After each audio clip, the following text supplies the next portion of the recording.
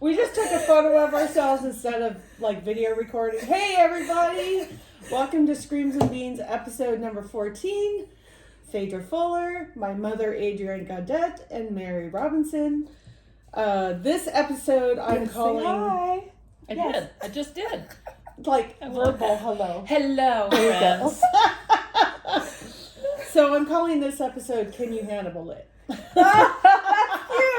That's a good one. We're focusing on the Thomas Harris book series, which is a 4-book arc that focuses on the character Hannibal Lecter that's woven throughout the series.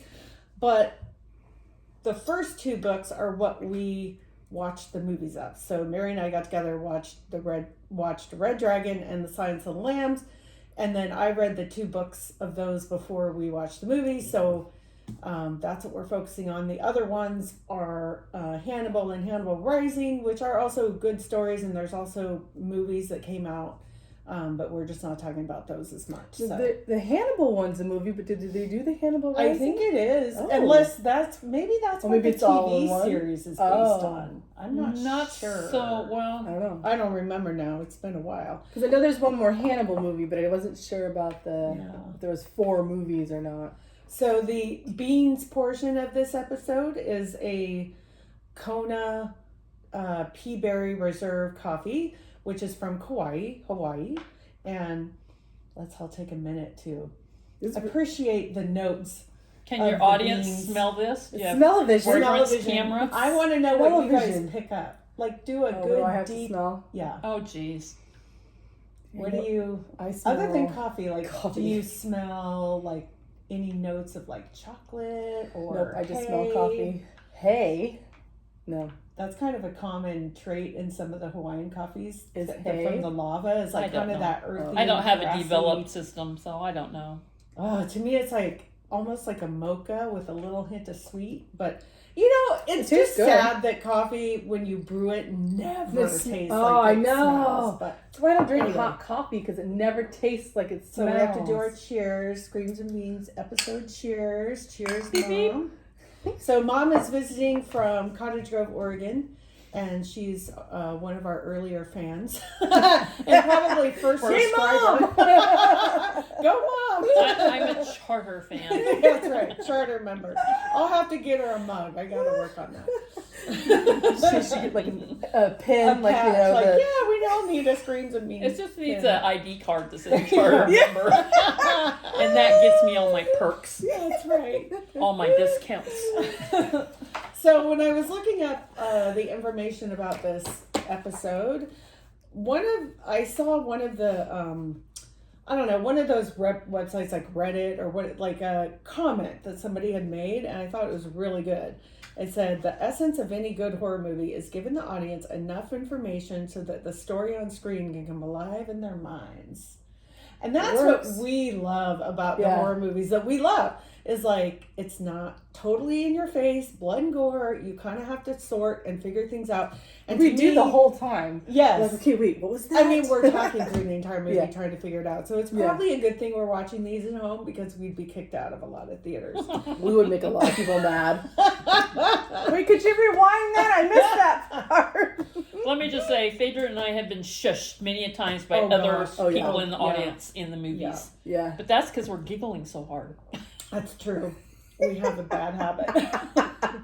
I love to giggle in the horror movies. So because it's what so movie funny. were we watching so it was like really intense, and then Mary leans over and it's like Scooby-Doo. It was the nun. That's what it was. They were going across a hall or something, and like in the Scooby-Doo episode, they're like running from door to door, and then the music starts and everything's crazy. I And was like, hey, it's Scooby-Doo. Don't they know they're not supposed to split up? it's like it made. Oh my god, I got the giggles got so the bad, giggles. and it wasn't even supposed to be a funny part, and we got some looks.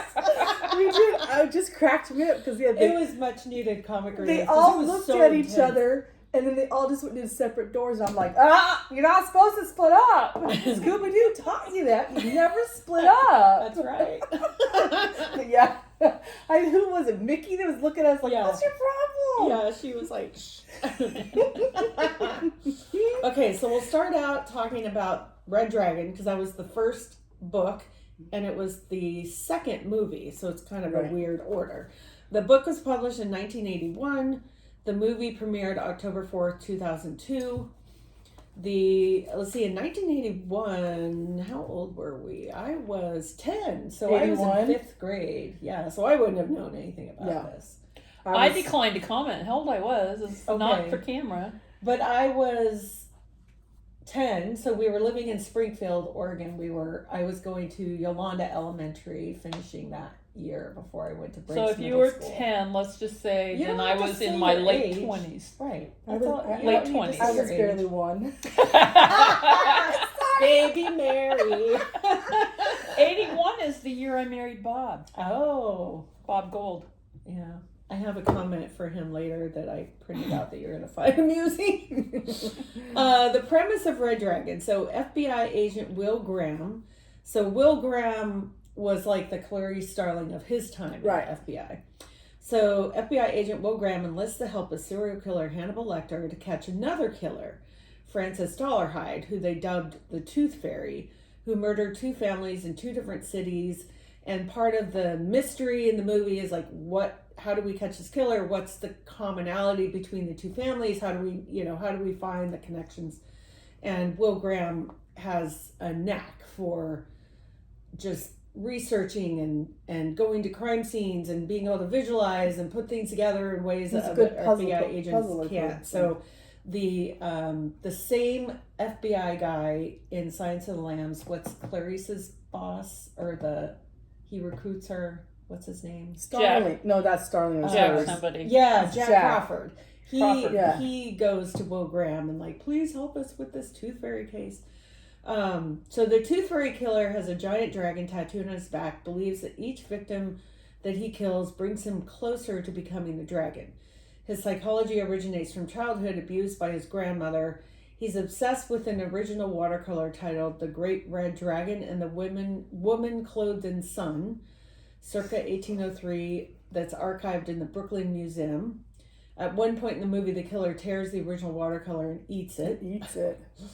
The movie Red Dragon opened in over 3,000 theaters nationwide, and opening weekend ranked number 1, ahead of that awesome movie Sweet Home Alabama. Do you remember that movie? I know. Oh, that's one of my I favorite love that movies. Exactly. Right I- at the top of my list.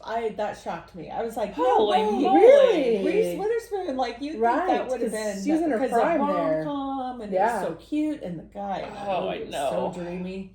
I don't know Is his that Matt name, but McConaughey? no, it was a blonde, blue-eyed guy, but I cute. can't remember. What? Her? No. Oh my god, I thought he was so hot. Okay, we have very different tastes. Oh, I loved him. I He love was that adorable. accent and He was adorable, but he wasn't. the fact that he made all Not the that. one she was gonna marry. No, but that's the southern boy. yeah. Oh my gosh, I thought he was something else. McConaughey. The author, No, it's not Thomas. Matthew McConaughey. No, I can't remember the guy's name. Josh something is his name. So Thomas Harris was born September 22nd, 1940. He went to Baylor University and ended up in South Florida. He loves cooking. I don't know if he's still alive or not. I didn't look that up. He went through the famous Le Cordon Bleu exams, which I guess Oh are wow, like really high. that's high. Mm-hmm. His literary agent and Yeah. friend said it's great fun to sit with him in the kitchen while he prepares a meal and see that he's happy as a clam. So I'm like, okay, Did so he he's eat the people first? and well, he described his writing process as sort of being tortured. So cooking must give him relief from that, and Oh, he found. Joy I don't know if somewhere I'd want to else. eat any of his meals. cooking can be torture too. He's not Hannibal. That we Everybody know has of. to have a muse. Right. That's right. So the book moment that I loved was just a little blurb about Hannibal Lecter. It said Lecter watched from the corner of his cell. There was a curious grace about him, even in restraints. And that's in chapter 24. I just felt like that describes him so It does. well. Like Yes. he's just you hate yourself for kind of liking him. Because he acts like the perfect gentleman. Yes. Like, He's elegant. and, Yes. and his voice is never raised. Right? It's always that, Yeah. that somber, low speaking, Mhm. and that draws you in too when somebody talks like that. Yes. Low talk. So when we were watching the movie, I think Mary and I's funny takeaway was watching the killer, which it was supposed to be this serious scene. Like, he's in this museum, he conks out the woman showing him this original watercolor he's obsessed with, and he pulls up the watercolor, which isn't very big. It's only like 17 inches by 13. It's just a little one. It makes it look And he tears good. it, and then he starts stuffing it in his mouth, and he eats the whole thing. And we're like, really? With no water? Like, how are you sucking down a watercolor? I mean, watercolor is a thick paper. Like, I was actually just going to try to do that with you guys. I decided not to. No, as your mother, I say no. Just tear a piece and stuff it in my mouth and see what We happens. can all try a piece. Well, I guess like, if oh Mary my knows God. CPR, go for it. I just can't imagine. I mean, it just seems so fake to me, that scene. Like, how would that even How be could possible? you eat it? I bet you it was rice paper. Well, no, because it looked thick. It was too. thick. Yeah, It was, I don't know. Yeah, it looks I don't thick. know how maybe movie Magic. did it with like layers of rice paper, like phyllo, and maybe it just melted in his. I didn't think of that. Yeah, it had to have been something because he mowed that down. There's some kind of trickery going on because there's People no eat way. paper, so it's weird anyway. but slowly. True, right? But I mean, have you ever looked at a piece of art that you were so engrossed and went, if I ate that, I would be magical? No. I mean, No. there's no art that I would want to eat. No. Oh. So, Red Dragon villain Francis Dollarhide, who they dubbed the Tooth Fairy, created by author Thomas Harris, after Thomas Harris read articles on the BTK serial killer. Do you know who that is? Dennis Rader, bind, torture, kill. He was killed some families in Kansas, and it was a long time before they solved the case. Like, it went on years and years and years. I've watched documentaries on it, but like all my memories of movies and books, I get everything mixed up in my I think mind. that was around the time that Brenda was a teenager. My mother-in-law lived in Kansas. Oh, danger. Yeah. So when Red Dragon was published in 81, the BTK killer was still active in Kansas, wouldn't be apprehended until 1991, with his identity as Dennis Lynn Rader finally being revealed. In particular, Harris drew inspiration for Dollarhide's penchant for necrophilia from BTK's crimes, as the real-life inspiration shared the fictional character's disturbing proclivities. Yeah, I don't ever remember. I remember they were calling him a secretor, but I didn't realize that he actually was having intercourse with the dead body. I don't know if he was having intercourse or if he was just jerking off. Yeah, right, because it doesn't say that. It just said that he's a secretor, and so... And I was like, okay, well, that's weird, but it never went into that. I'm not sure, because remember when the blind girl and him she was like kind of coming on to him? He's not comfortable with sex. So I think that he probably just masturbated at the scene with those like mirror. He would break the mirror and put the mirror see himself in it. Yeah, it was like so, that was so disturbing on screen to see. Anyway, the books... the movies actually follow the books super, super close. So I think that's why they're so good, because the screenwriters didn't take too much away from the original storyline. So I recommend reading them, watching the movies. Right. Because I hate reading the book and you're so excited to see the movie when it comes out. And then you're like, what the hell is this? Mm-hmm. It's not even anywhere near it. It's such a disappointment too. Yeah. Well, and that's what happens with a lot of Stephen King books. Books. There's only a handful that we can name that we love because they kept close to the book. Yeah. Do you remember anything about Red Dragon that you want to bring up or your takeaway? No, because I keep getting shut down because I get it so mixed up with Silence of the Lambs. He's not Buffalo Bill. Not Buffalo Bill. All I know is I watched the Red Dragon movie and the Silence of the Lambs movie, and then I watched the Red Dragon TV series, and that, as Mary agreed, it felt like it would never end. It went on. Oh, you mean way Hannibal? too long. Hannibal. It was called Hannibal. See, it told you. That's why I don't talk. No, you're fine. I'm not being mean. It was the Hannibal TV show started off. I felt Really like well. good. It's like, whoa, It kind of went plateau. And then all of a sudden it was just like, okay, Kinda well, flat. what are you doing now? This is the same old, It you know. So was really over long, and over. way It was- longer yeah, than it it was used to be. so long. Yeah. But it started off promising. It did. Creepy. The guy Creepy. who plays Hannibal, he was creepy. But then it's like, nope, I'm over it. Yeah. I don't want to watch it anymore. I think I made it through one season, if that. But yeah. Oh. No. I don't know if you guys care about the art in the movie and where it came from. The art in the museum? Yeah, so it was a vision image derived from the New Testament. Artist and poet William Blake expressed feelings about his own tumultuous era and the universal battle between good and evil. The watercolor became a cultural icon after its appearance in the 2002 movie Red Dragon. So it was commissioned by his Oh, it's a real painting? Yeah, it's a real work of art. Thomas Blake or William Blake. I just thought it William was Blake is he's a very famous famous. poet from the 1800s. Oh, I had no clue that it was based on I can't think of any William Blake poems off the top of my head, like any famous lines. If I remember, a lot of stuff he did was everything was very dark. So that's not look at the surprising painting. then. It's supposed to represent the books of the Bible. Blake created his watercolor based on a passage in the book of Revelation, which is dark and scary. Strange, yeah, it's strange. It's like reading Alice in Wonderland. Like it's an acid trip. It goes down the rabbit hole. The text refers to the appearance of a great wonder in heaven, a woman clothed with the sun and the moon under her feet, and a great red dragon having 7 heads and 10 horns. In Blake's interpretation, the muscular dragon associated with Satan looms menacingly over a radiant woman whose unborn child, humanity's hope and salvation, the beast seeks to destroy. While Blake made 3 other paintings featuring the dragon, this is the only one in which the beast's back dominates the composition, emphasizing the scale of evil the dragon represents. Oh, I didn't know it was a real painting. Yeah. I just thought it was one of those, movie things. And now you know. Bing! Wasn't that the whole NBC? Like, they would give a little factoid and then the rainbow with the star would be like, and now you know. Bing! So, 2002 was when the movie came out. So, I didn't go back to when the book came out. I just went to the movie came out. So, some little trivia factoids.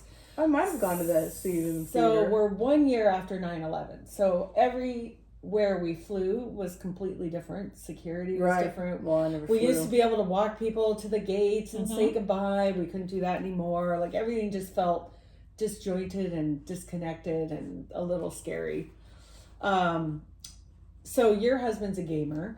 Debut of Xbox in 2002. We had one. Sega went totally belly up. So Really? remember Sega? Like that was kind of the thing Yes. for a long time. So Xbox came out and just blew them out of the water. My husband had one, probably 2. The Pokemon cards, the We didn't do Pokemania that. died down by then. My little brother was into that. Oh my gosh, it was bad. That wasn't my thing either. Yeah. VH1 came out with that series I love the 80s, and all these younger people were watching it and getting really into the 80s, so 80s nostalgia made a comeback in 2002. Harry Potter and the Chamber of Secrets premiered in the theaters, and the Harry Potter book series was still going strong. There was like a whole decade it was like Harry Potter. I never read any of the books. The #1 Billboard hit song was Lose Yourself by Eminem. Yep, I don't it's know from much 8 about Mile. it. It's from his movie 8 okay. Mile. Halle Berry I was really into the became song. the first Black actress to win an Academy Award for Best Actress. What movie? I don't know. I didn't look that up. I'm really bad, but go Halle. And then Sorry. bubble tea became popular. Oh, no. I did not like. I tried it No. once and I felt like they were little slimy That's the Bullets. bulba? No, what is it? bubble tea. It's tapioca like the balls. tapioca Yeah, no, balls. it's fish Oh, they're eggs. slimy. Yeah. No, couldn't I do had it at the county fair Mhm. and I fell in love with it. The first time Really? I sucked one of You those liked things it? up and it went in my mouth, I Yep. spit it out. I was like, oh my, what was Big that? were your chunky chunks? Because mine were The kinda size of a big. garden pea. Oh yeah, see, I Yeah, couldn't handle no. it. I felt loved like it. it was a ball of snot. No. No, Ew. it's like a little ball of candy. Ew. No. Okay, well, Yeah, I you never. can have all my servings of bubble Yeah. tea in the world. It was never. I don't mine. buy it because it's too expensive. Oh, Yeah, our friends from Texas, Simon is really into Oh, it. So really? every time, where were we in Oregon? We were somewhere in Oregon. Victoria has some tea houses. that Yeah, do bubble tea. in Victoria. But we were in Oregon though when we went on our coast vacation. Oh, We found one and we had to stop. Oh my God, it's boba. I have to stop. And so we had to stop. It was that and the Dutch Brothers. oh yeah. So our hotel that we stayed at in Tillamook, I love Dutch Bros. there was like a little bit down the street was a Dutch Brothers, and my daughter has learned how to drive, so she had her license. So Oh, I'd be like, they "Yeah, would you go they get would me a go and Dutch get freeze." Dutch Brothers in the morning, and when we came home from our excursion every Yeah. night, we had to stop at Dutch Brothers to where they got to know the kids. Nice. But Simon Simon would go and make up these elaborate stories of what we did, and we never did it. Oh my god! But it was that's hilarious awesome. how he just like went into that mode, and then he's like, he's like, I can't believe I just lied. I can't go back because they'll ask me questions, and then I'll have to think of answers. He's a character. I like him. But it was so funny. The elaborate, oh my gosh, we just went to the beach and we saw some whales, and I'm like, sure. He loves it though. We bought him a boba kit for Christmas. Oh, we found fun. one somewhere. And, Oh, that's fun. Yeah. This was before I knew there was even a chain of bobas. This was at the county fair, and it was somebody that was their own booth, and they made everything up. And they would have their own blender, and they'd blend all this fresh fruit like mango and papaya and pineapple, whatever. Smoothies. It was really good. It was like smoothies with little jelly balls in them. Well, see, that's totally with fish different. eggs. That's totally different. When I was in Victoria, we went to a tea house and I tried it. And it was just like a liquid tea concoction, and it had the balls in the bottom. In it. Yeah, no, so it was this not was the same like at all. Fruit smoothie. That might be better. That than, would be more tolerable. It was delicious. Because these were like floaters that they sunk anyway. Okay, this is not about tea. No. Let's move on. Okay, so we're moving on to Silence of the Lambs, and then there'll be some things that we tie back together in the two movies. So Silence of the Lambs, the book came out in 1989, so it was 8 years after The Red Dragon. The movie premiered in 1991. When, Mary? Valentine's Day. I mean, what a day! Happy Valentine's Day. Honey, let's go get some Hannibal Lecter on. You know, see a scary movie and then go home and make out? Right? Not. Go in separate rooms with knives in your pillow. Let me take my mouth guard off. Yeah. So 1989, I was graduating high school that year. Mary, you weren't even born, or were so you? 1991 or No, 89. 89. I was just about to turn 9. Okay, 9 so or 10, depending 91 when the movie came out. I was 11. Okay, and I was 20. I'm so sorry. So this was a movie. I feel like this movie was scary and iconic, and like you kind of know where you were when you first saw it. Like I feel like, and maybe that's just me, but I remember exactly where I was when I saw this movie because it stuck with me for a while. It was so scary. I had to have seen it in teenager years. Oh, because there's no way I would have been able to. So we saw it on DVD, and we were at Dave's brother's Rick's apartment when he was married to his ex-wife Jen. And Dave and I were dating, and we were both still in school, going to Oregon State. So we were like visiting his brother in the Portland area for the weekend, and we watched that movie, the four of us, and I was just like, I mean, my eyes must be big as saucers, just completely enthralled with this movie. Like I couldn't look away, and then it like stuck with me for a long time. So had you already read the book? No, I didn't know anything about it. It was just like, they were like, oh, you gotta see this movie, blah, blah, blah. I hadn't heard anything about it. And I was like, holy crap, that was one of the best, scariest movies I've ever seen. I remember watching it, but not where or anything like that. But I remember watching it and being like that, being like, oh my God, I'm trying to guess what's going on and where everything was. And I remember that the Hannibal scared me. Oh, yeah. Because he was terrifying. Right. Yeah. So calm and collected and cool, but like, I mean, the way they describe his horrific crimes, you're like, that guy can do that in a split second. Well, I always, in my blonde brain, you know, because movies, I never understood how the hell he found shit out. He's supposed to be, he's in this cage where he's not supposed to have any kind of communication. He's not supposed to have anything. And then when he like would know, like instantly what she's talking about. And it's like, how does he know that? I think because he's psychic. I think they let him watch the news. He must, but I think that he had newspapers. It just didn't show it, but I was. You never know. Like Barney was kind of nice to him, right? Who worked for Chilton. Right. So Chilton was a dick, who like would always try to like poke at him, poke the bear, Hannibal. And then Barney, who was like down on that floor. I think. I can imagine, they never really explained this, but I can imagine Barney just going, here's the New York Times. Right, yeah, he could be slipping on some stuff. stuff. I don't know. But yeah, there. I guess you just sort of have to It's the movie magic thing. Yeah. You know? Like, As Dave would say, it's the force. Everything you can't explain. So the premise of Science of the Lambs, which everybody knows, but I'll just read the little blurb. Clarice Starling, a young FBI trainee at Quantico Academy, is recruited by Behavioral Science Unit Chief Jack Crawford to interview Dr. Hannibal Lecter, a brilliant yet cannibalistic serial killer imprisoned at the Baltimore State Hospital for the criminally insane. Under the guise of soliciting his participation in a psychological survey, Crawford secretly aims to leverage Lecter's insights to apprehend Buffalo Bill, a psychopath who murders young women and removes their skin. So, yay. I mean, the guy who plays Buffalo Bill, let me just give that guy some props. Yeah, he was I couldn't fantastic. imagine anybody else doing that role. No. And he did it so creepily well. I always wondered how he picked Clarice. Like, what did he see in Starling? Jack Crawford? Yeah, how he picked her.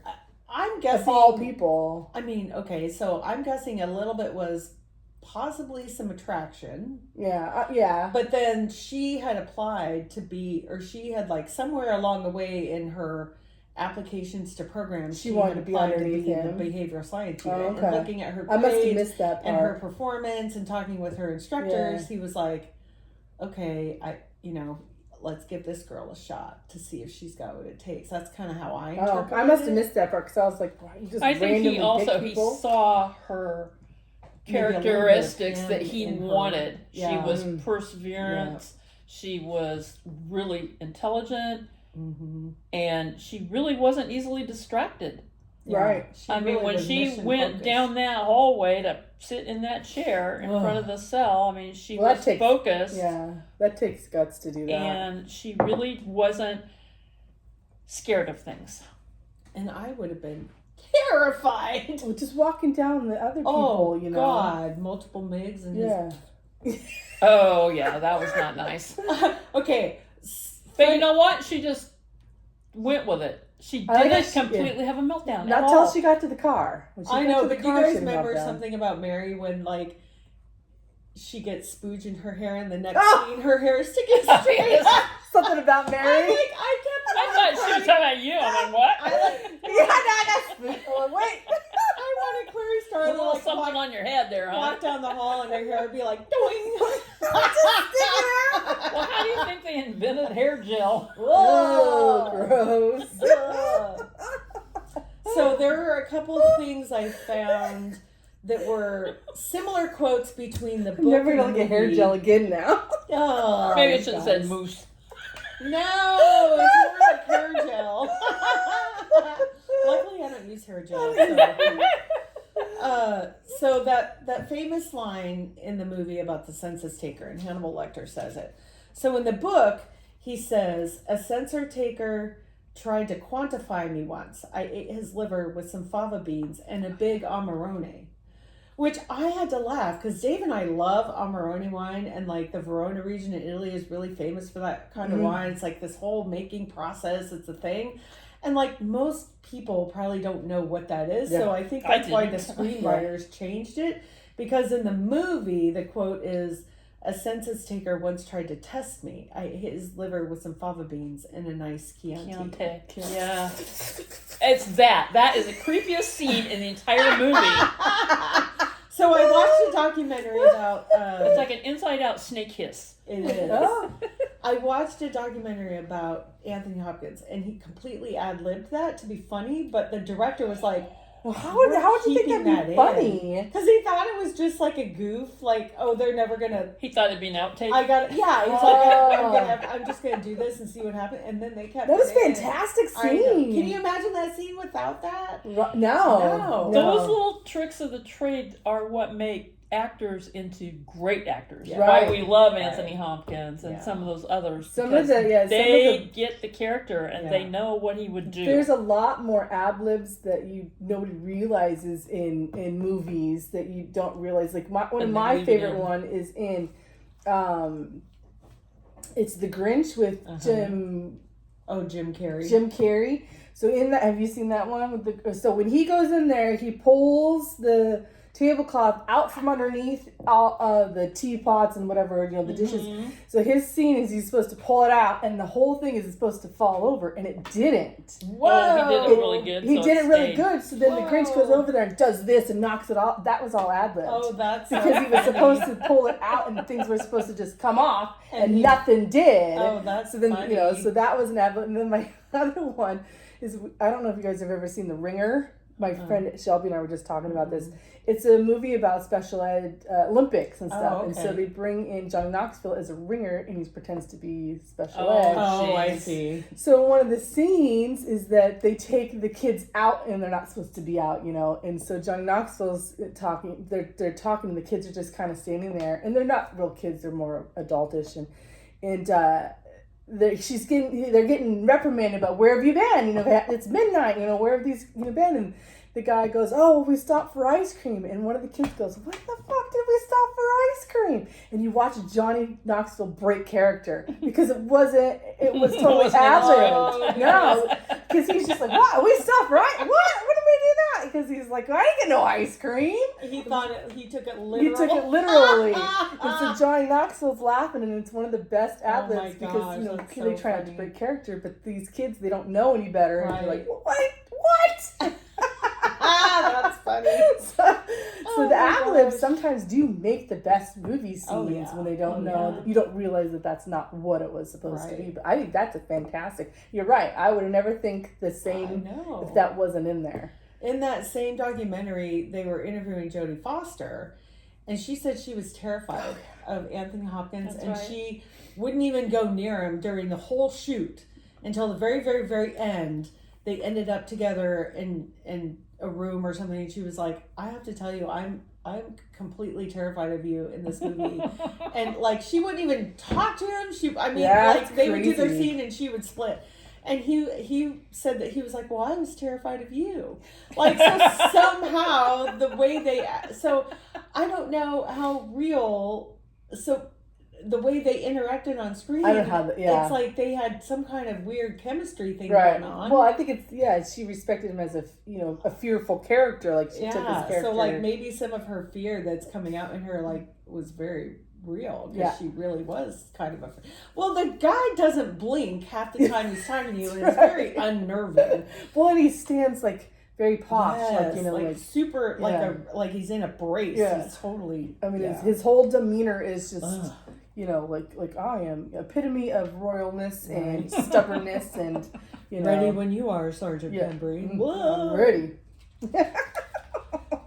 My only one beef with that. So they take him out of the hospital because there's that deal made by the fake senator deal, yeah. who he's going to end up in some other institution, so he's somewhere sort of in between, and then he's in that, like, I don't know where they are, what building. I don't know what building he's on it is, that yeah. floor with the cage And then super creepy. the caution cones and the Yes. and the caution stands all around. Yeah, it's like, really? So, and then he ends up escaping and Right. killing the two cops. Well, the whole time that elapses between when he supposedly, like, starts killing the cops to when they get up on that floor and find him, and the way that he hung the cop and displayed Right. all that artist death, Right. I'm not even sure there was enough time for that to No. really happen. I wondered No. about that too. And I don't know Like, how how nobody is that heard possible? anything. How would I you not? know. Because they're screaming. Yes. There's no way that they were the only two cops Right, and- on that floor. And like, why wouldn't you have some kind of intercom? Right. I mean, it's weird. Yeah. That was like the only part of that movie I was like, really? Yeah. Because that was an elaborate one, and how did Yes. you get him up there? Exactly. Yeah. So was Yeah. all that part in the book too? I don't remember. I I'm don't trying remember all to that. remember now. I know the killing of them happened and the escaping and the But putting the on the displaying face. them? I don't remember now. I don't No, remember. neither. I read those books so long I mean, ago. I read them when they came I out. think I have Your Curse. I like read them like honestly last month, and now I can't even remember. Like, You know, it's a blessing. I get to Yeah. read books 3 times. I get to watch movies 4 or 5 times because I can't remember the ending. So I enjoy I'll it do every that, time. But I'll remember, like, I'll get the first few chapters and I was like, okay, and then I'll remember the whole book. I won't. I'll go, Yeah. that's familiar. But I can keep on reading because I don't remember But don't ask the me what I did ending. yesterday because I don't remember shit. But I remember the books I read. Okay, so the other quote that I found that Dave and I don't know why we just glommed onto this quote in the movie. It was so Clarice, she's at Jane Gum's Buffalo Bill's house, and she's like, you know, did you know Frederica Bimmel when she worked for Mrs. Littman? She's like talking to him at the door. And he was like, no. Was she a great fat person? And that was the way it was written in the book. In the movie, Buffalo Bill goes, no, nuh-uh. Oh, wait, was she a great big fat person? And I love the way they did it in the movie far better than the way in the book. And I wonder, did he say it that way, like, just because it felt comfortable, or was it written that way? I don't know. Oh. But the way he said, like, was she a big fat person? Like, we put on the fake voice, was she a big fat person? Dave does it really good and creepy. Oh, it gives me chills every time. Does she have lots of skin? So the moth in the movie is real. It's a death head hawk moth. It's That's creepy The as shit. film used live moths inside Jane Gum's house. The moths are part of a species of moth that are the largest around. They can grow as big as your hand. Oh gosh, no. No. And that particular moth features like a skull. face of a skull Yeah. on its body. It's just creepy. I as don't like heck. moths anyway. I know. We have big ones here. We do. Yeah. I got to see a hummingbird moth once. My dad caught one up in the parks up here because that was our playground, was the parks, and he brought one back and let it loose in the house. Oh, and that's it terrified nice. us kids. We're just like, what is that? Because we've never seen anything Oh. that big. And he laughed. He just laughed at us, of course. But we're just like, I don't know what this is. It would flutter around and then hit I things. just don't and like yeah. them. So what Yeah. was your favorite creepy Silence of the Lambs moment with Hannibal? I loved when she had to come back and he had lost everything and he's in the dark. Like, you know, it's all dark. You could They took you, away his drawings. Yeah, and but all you that could stuff. see things clearly, Yeah. but you don't see him. You just hear his voice. You just right? hear his voice, and then you're like, where the fuck is he? It's not that dark to where you can't see him, and then the next thing you know, he's sitting on the ground. It's like, no, what? Where were you? Yeah. Where was your disemboweled voice coming from? Because I was looking. Like, he's got to be standing somewhere, but you don't see him at all. And I thought that was creepy, because you don't see him. He's just. She's, you know, but you could see her looking, like, Yeah, you know, she's like like- looking, and you'd think in his white ass outfit, Right? he'd I glow, know. you know, Yeah. and you don't see him at all. And I thought that was the creepiest part, was just That is a listening to good one. him talk, but you don't know where he's at, Yeah. and it's only a little cell, Yeah. so it's like there's not any hiding place, but you couldn't see him The at all. dark corner. Yeah, that's what he was. He had to be in the corner, of course, but it's just, you don't think of that. But that was was the scariest part. Okay. What about you, Mom? I Favorite think it moment? was not a moment that I remember particularly, but I remember the creepiest part for me was when he grilled Clarice about her childhood. He really probed and tried to find Like a drill. weakness or a Yeah. vulnerable Get spot. into her head. Yeah, and he tried to unnerve her. You're like a rube. You wear cheap clothes. You're one generation from poor white trash. Like blah blah blah. He has that whole spiel. So It not goes into the necessarily that it was accent. It goes into the scary, but it was accent. just it Copies was her creepy. accent. Yes, he does copy her accent. Like, She it was flawless. She too. was Like, he just- unnerved. like, Yeah. He just went into it like it was an everyday. That's thing. what she said in the Yeah. interview too, was that she never worked with an actor before who just all of a sudden mimicked how she talked. Yeah. And she got really unnerved. So her reaction is real because she's like, got kind of like in her head, like, burr, burr, burr, burr, burr, burr, Yeah. like, now Yeah. this guy's talking like me. I don't know what Yeah, to do. because I know that some actors are good with accents and some aren't, but he just went into it Oh, yeah. flawlessly, like it was Yeah, just a it was second skin. Crazy.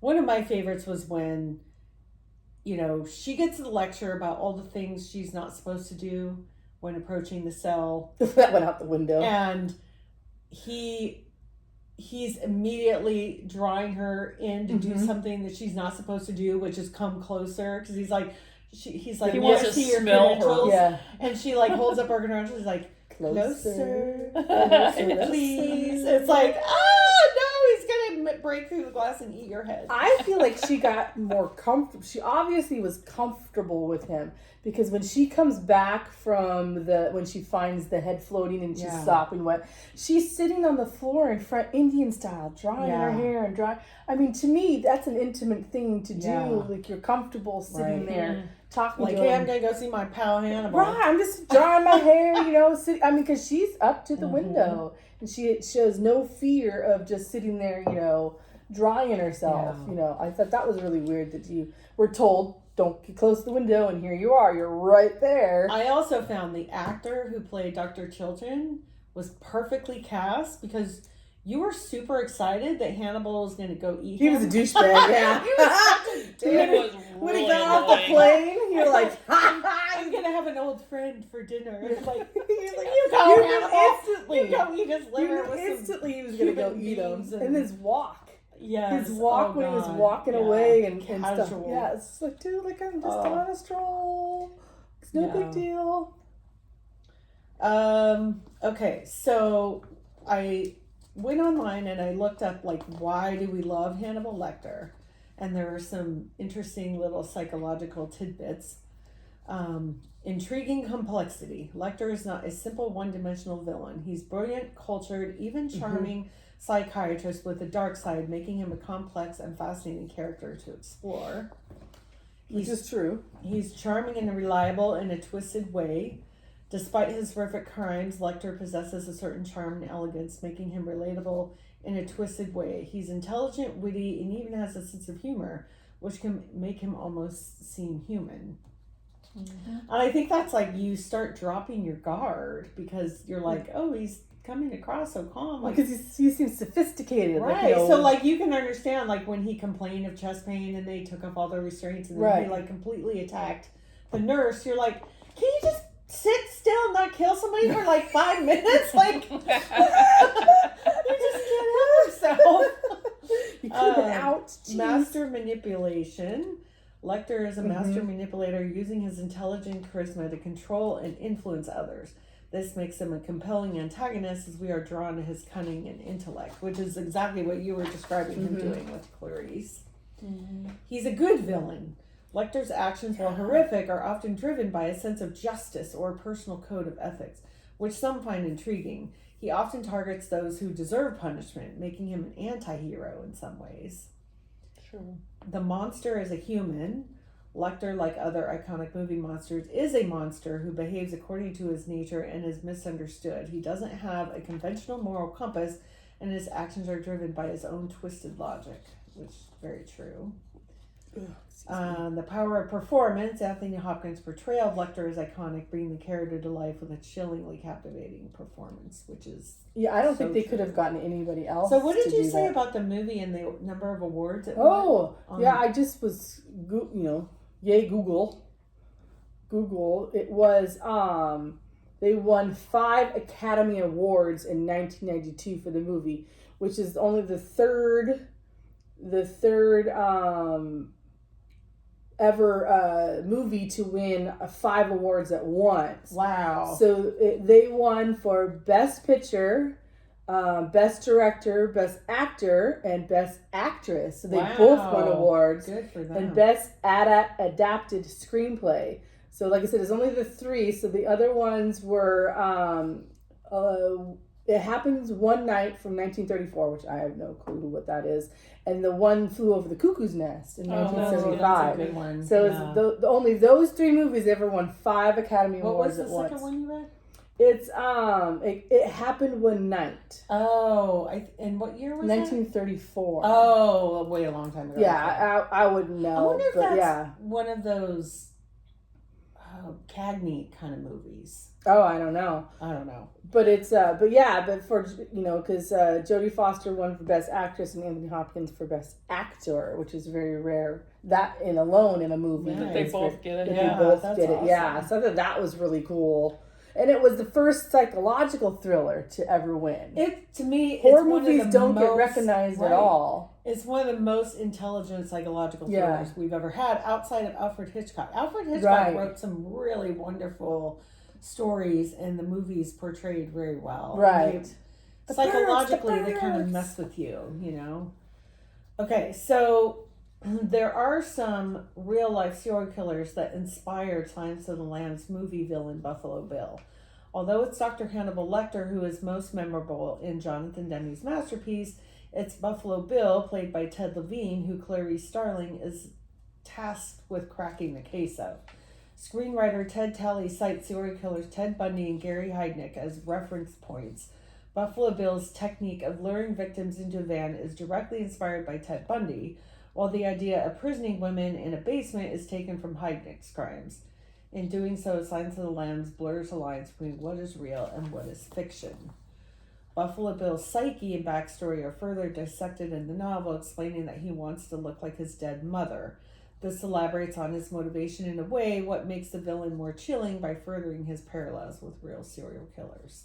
Ooh, that's creepy. So, yeah. I always wondered though, because they put the bucket, put the lotion in the bucket. Okay, but that bucket, how is he going to get her out of there? He's got, so they show in the one room, and you might not have caught this, he's got like this winch system. Oh, okay, I didn't see that. So where he lifts them out by a winch system somehow. Oh, okay. I totally missed that. Kind of like a little crane. Because I'm assuming he just kind of, I don't want to say threw her in the thing or dropped her into the well, but I was like, it puts a lotion on its can or else it gets the hose again. You're pretty good with that voice. You're pretty good with that nasal voice. I'm a big fat person.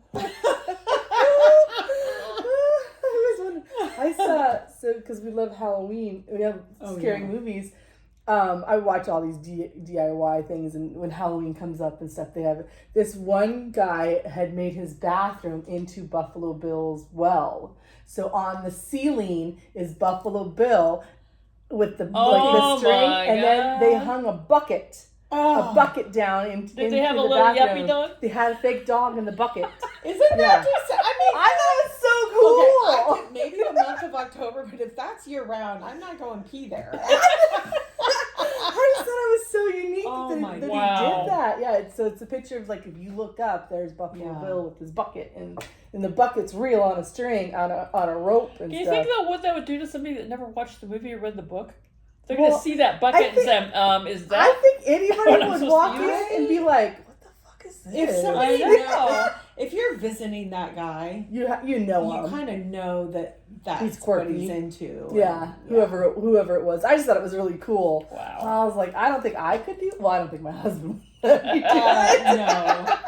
I don't even want, I couldn't even put. So when I had that Michael Myers mask before we did our episode of Halloween, and I put that on, I had it sitting on one of my candles in the living room to kind of like air it out. So it was sort of this mask facing the.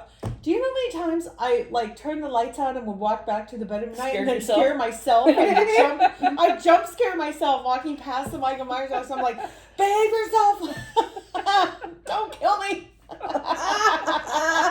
Like just the mask. Oh my god. Sometimes it's the silliest things that scare you. We went to Binglow and we put tattoos. My best friend came up and we put tattoos, and both of us, which is the weirdest thing. Like the tattoos that glow they glow in the dark. Both of light, us got up at one point in the middle of the night and saw these things on our hands. We're like, oh, what is that? Oh yeah. So when we woke up in the morning, she's like, oh my god, I woke up and I thought something was on my hand because it was glowing. It's like, oh my god, I did too. I was like, what the hell is that? Oh, that's right, it's a tattoo. The first night I stayed here, what scary movie did we watch? Oh, Annabelle. We watched Annabelle. movies. I was sound asleep with the door open because nobody else is here but Phaedra and I. And she stayed up really late in her craft room. Yeah, and so at some point she was walking down the hall and the my floorboards squeak. And in my sound asleep, I'm at home in my own bed, and I have, in my bedroom, there's a window here and a sliding glass door here. And I heard those footsteps going, do, do, do, do, do. And I'm thinking, that's not the cat. And then I open my eyes and I go, what? I'm lucky I only said what. Because by then she's past me and she's got her back to me and she's wearing this black t-shirt. So you just see a shape. She's like, I'm sorry, Mom. I'm sorry. And my heart was just going going right out my chest. Oh, man. It took the longest time for my heart to go back to a normal rate. I love Annabelle. Oh, yeah. It's one of our favorite movies. We watched all three. We watched you? the Annabelle Comes Home, Annabelle, and then Annabelle, Annabelle, the beginning, what is that one called? The one with the little girls, the original Annabelle kid who dies with the... And Is then it called Annabelle? No, that's the second movie. The first movie is like Annabelle Creation, and then Annabelle, Right. and then Annabelle Comes Home. Yeah.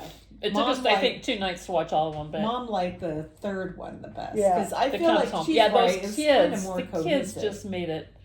And the story stuck together better. I was so confused. I had to watching stop and Annabelle explain. Creation.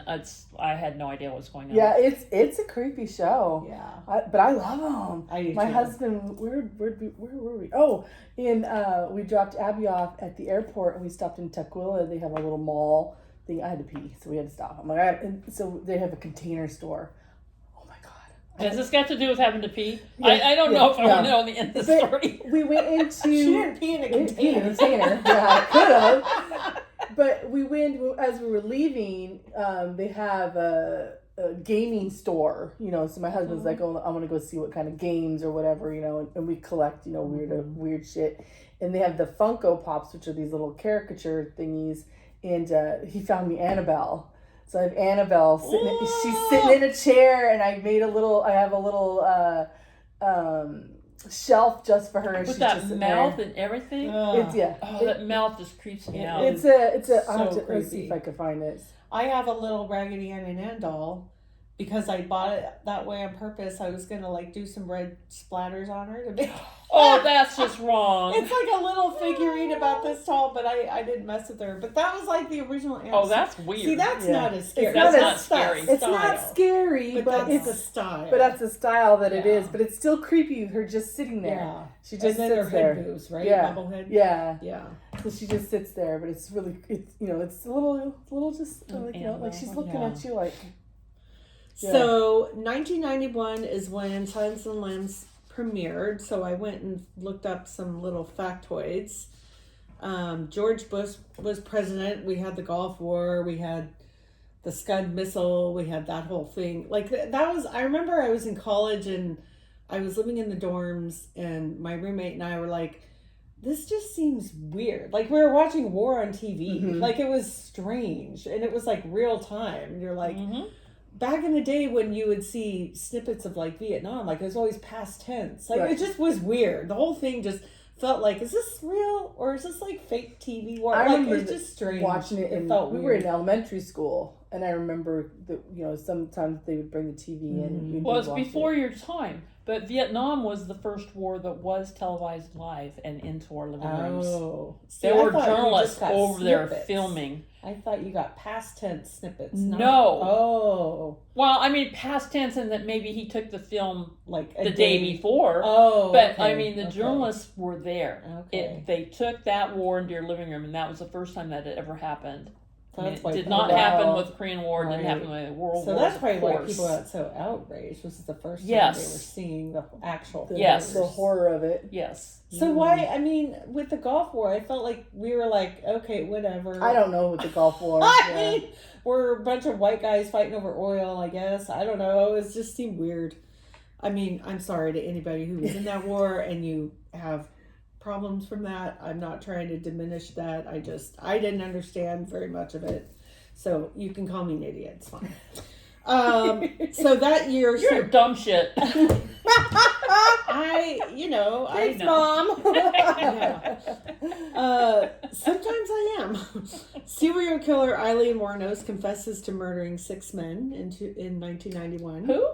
Serial killer Eileen Wuornos. That was the one of the famous she was women famous. serial killers. one of the Yeah. most famous of all time. You didn't know that? Charlize Theron Played played her her. and won. Yeah, She in won the an movie. award for I it. think she won Best Actress. I'll have to Yeah. try to find that. Yeah. No, She that is- went right over me. I didn't know She that. was creepy. She picked up Hitchhikers, wasn't it?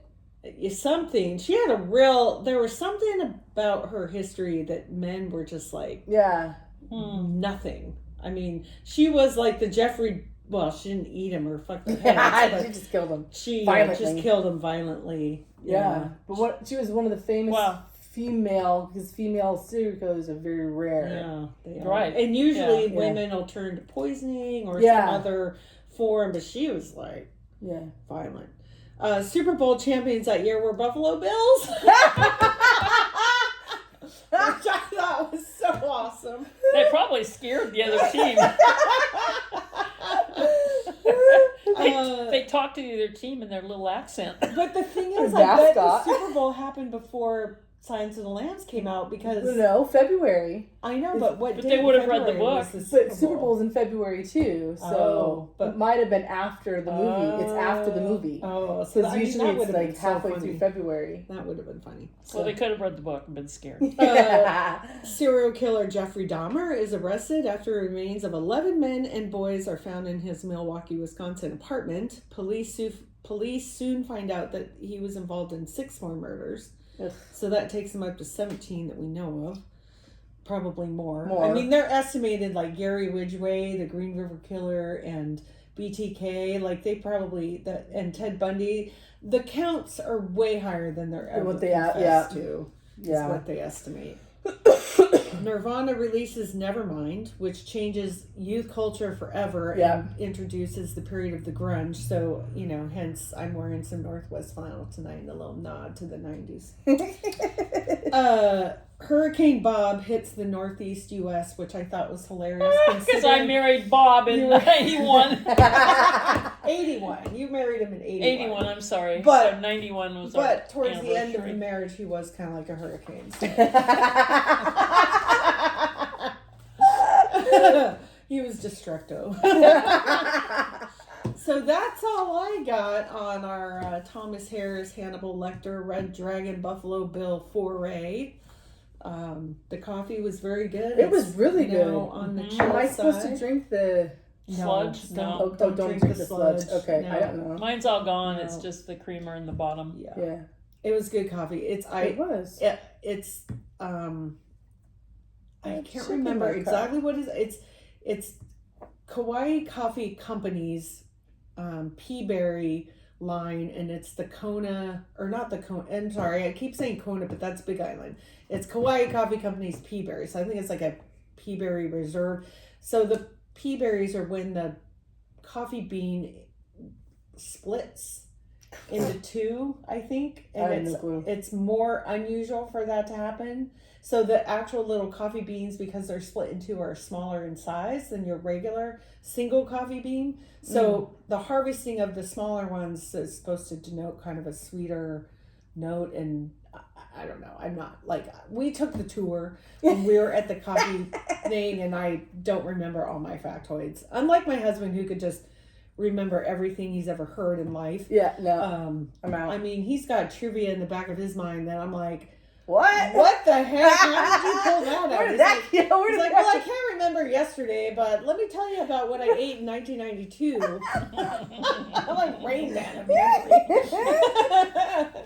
Yeah, And he won't even, he'll be like, oh yeah, and I had that, and then you had the, steak with the mushroom sauce and the blah, blah, blah. I'm like, I really don't. yeah. But yeah, he's got a really good no thanks. food and trivia memory. I don't know why. That's hilarious. awesome. Yeah. Good for him, though. I know. You need to go do trivia night. Well, so his major was speech and communication, and before he got his permanent job in the Park Service, when he was a seasonal, he would give the walks and the talks and guided hikes and boat tours, and so I mean he's really good at public speaking and memorizing facts and like that. So that part of his brain doesn't surprise me that he just remembers all these random trivia factoids.